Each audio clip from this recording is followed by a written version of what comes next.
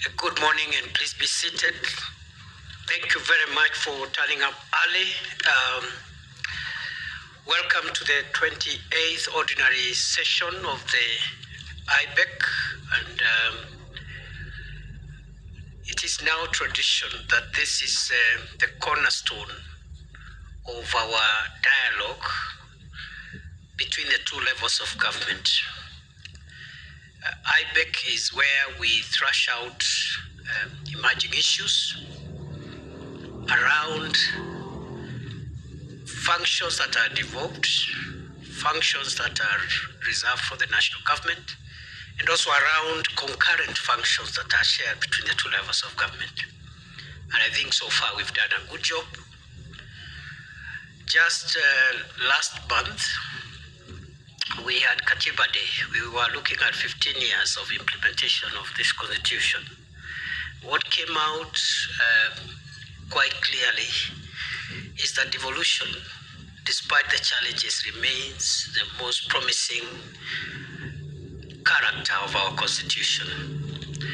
As we preserve and implement our constitution, we must preserve and implement devolution, because the issues that devolution was supposed to resolve are as critical as they were 15 years ago when we enacted the constitution we have today.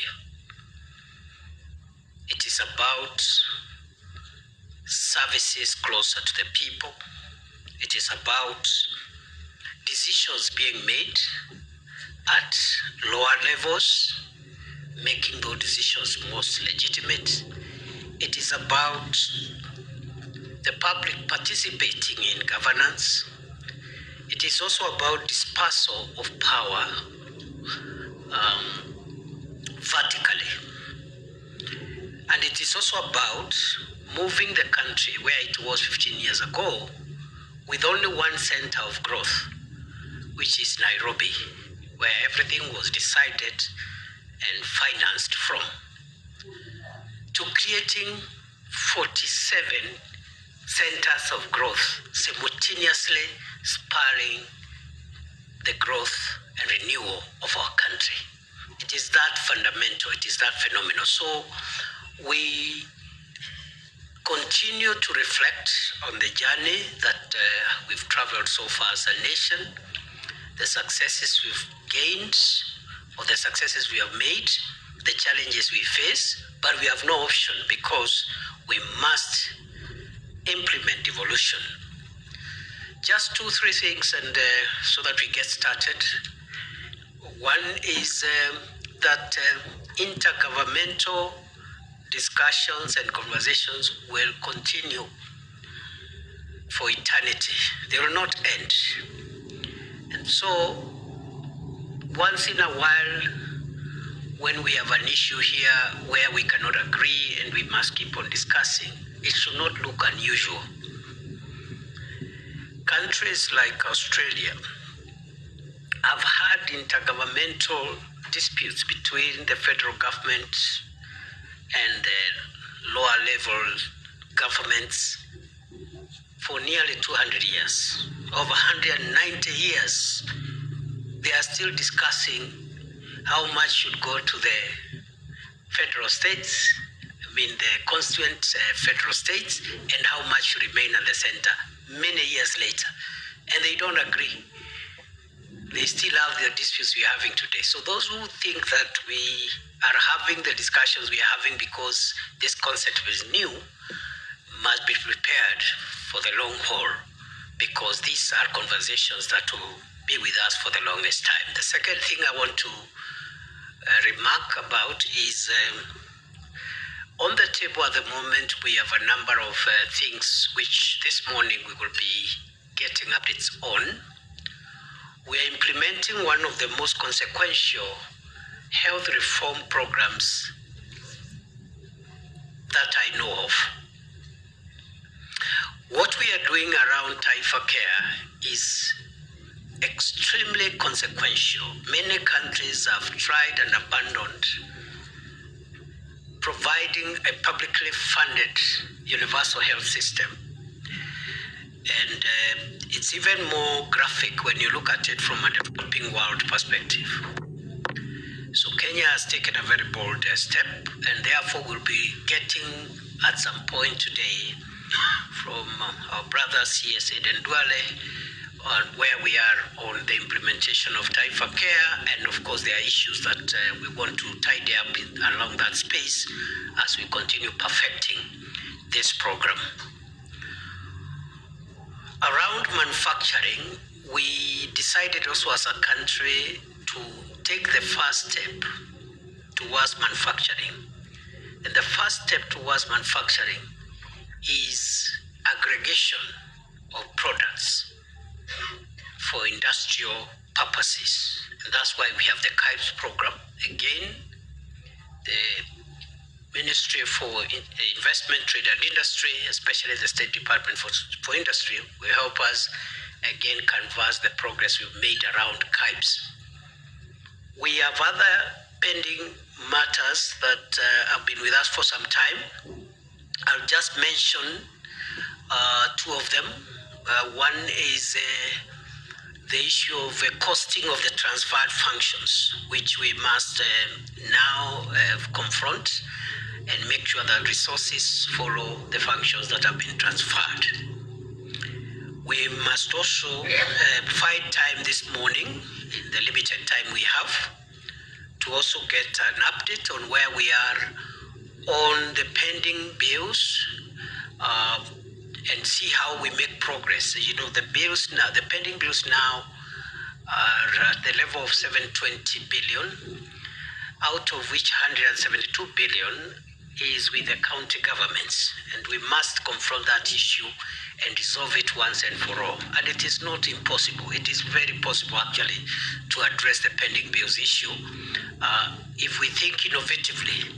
And I think national government has some lessons we've learned on a few areas on how to unlock some of these issues around pending bills. Lastly, we will also get an update from the Treasury, the National Treasury, on where we are on routine issues, including the schedule of disbursement, but also on the macroeconomic outlook, because the fundamentals of our economy must remain under vigilance throughout, because if they go wrong, everything else we are doing will scatter. Because if the foundation is interfered with, the building is likely to falter.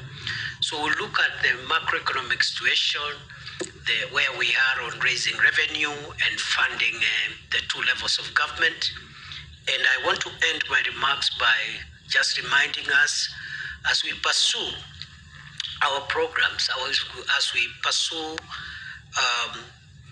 our programs across the two levels of government, we must look at our economy as an integrated whole, and therefore the priority policy issues that we are implementing should not be different between the national government and county governments. And the priority issues are 5. 1, we must keep the macroeconomic fundamentals stable. Inflation, price of essential commodities, including foodstuffs, issues around interest rates, issues around the cash reserve ratio, the availability of foreign exchange, issues around the strength of the Kenya shilling. The macroeconomic fundamentals must remain constant or stable. 2, we have adopted as an administration a value chain approach to rejigging the economy, revitalizing the economy, and transforming our economy. So we have value chains in agriculture, in fisheries, value chains in livestock, and therefore our interventions at both levels of government must always address how we can increase productivity of the various value chains. Number 3, these value chains, for them to have more productivity, must be supported by infrastructure.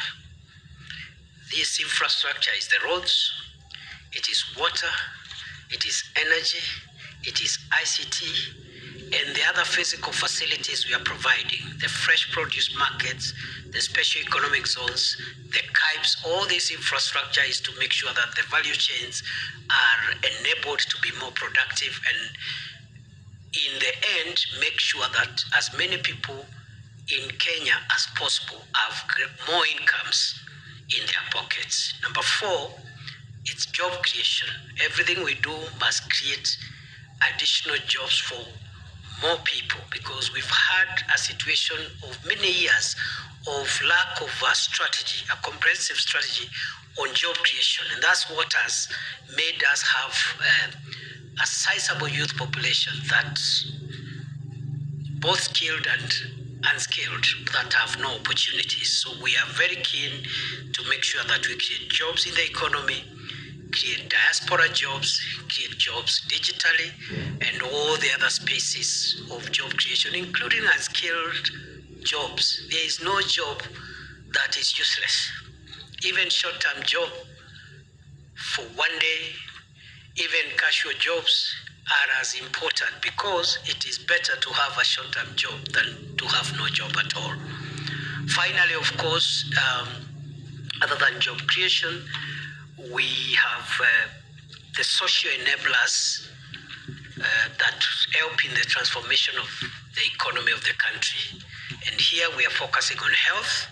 That's why we are very keen on universal health coverage, because a healthy population is a productive population, and that's how you create a wealthy nation. So the social enablers are mainly health and education. And if we put all these things together and pursue this uninterrupted, it is possible to change Kenya in our lifetime and move it from where we are